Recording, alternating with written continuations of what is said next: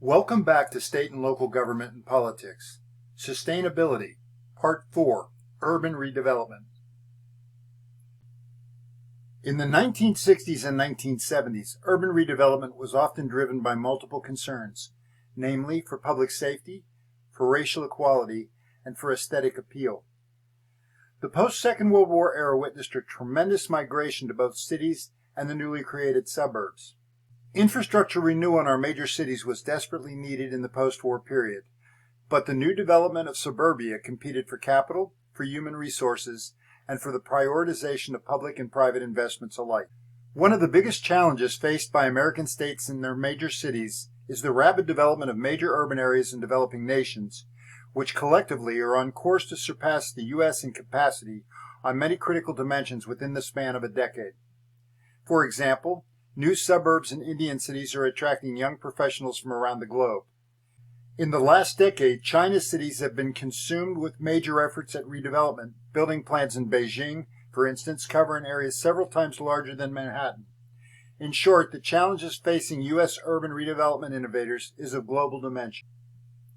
Demographically, contemporary cities in much of the country are faced with a growing gentrification process. Young urban professionals, prosperous retirees, and the well-educated new immigrant class are all seeking succor in urban living.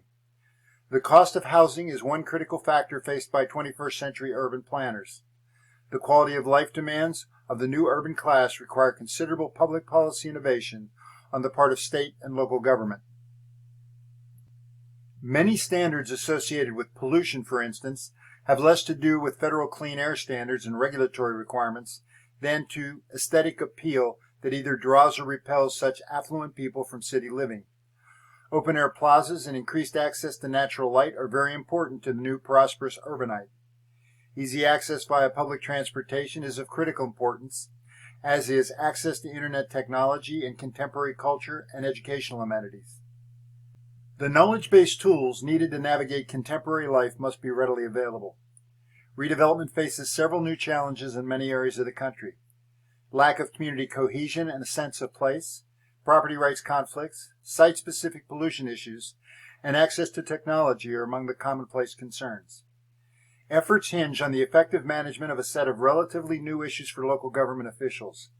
These issues are critical to sustainability and relevance in a global society featuring an ever-increasing range of geographic choices for the creative class.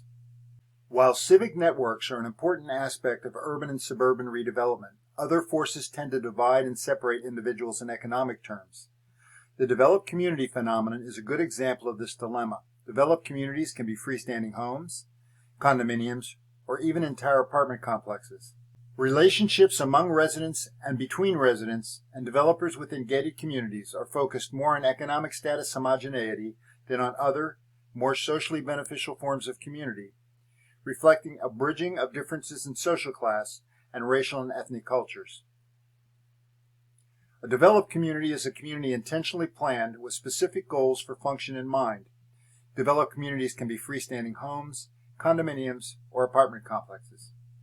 A gated community is a developed community with a few common characteristics, physical barriers to entry and movement, the privatization and communal control of public spaces, and privatization of public services such as trash removal and police forces.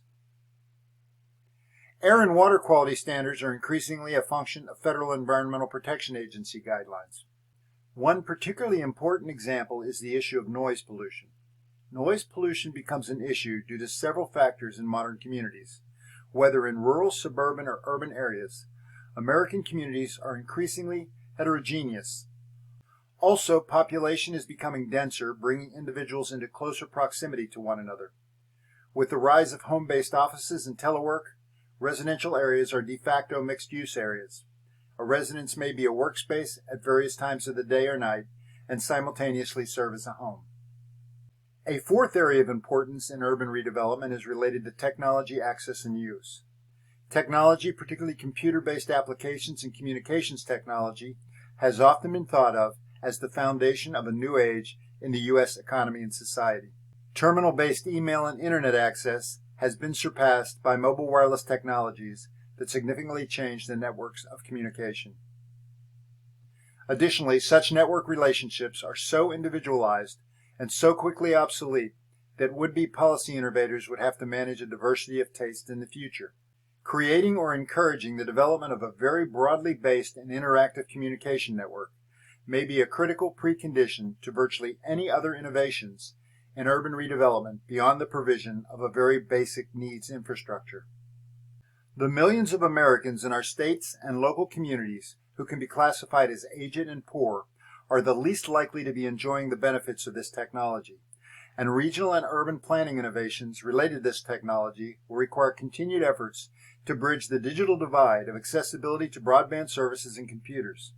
Without such efforts, the social equity element of sustainability is not addressed, and political, social, and economic divisions may deepen rather than lessen. In Part 5, we will discuss resource management and development.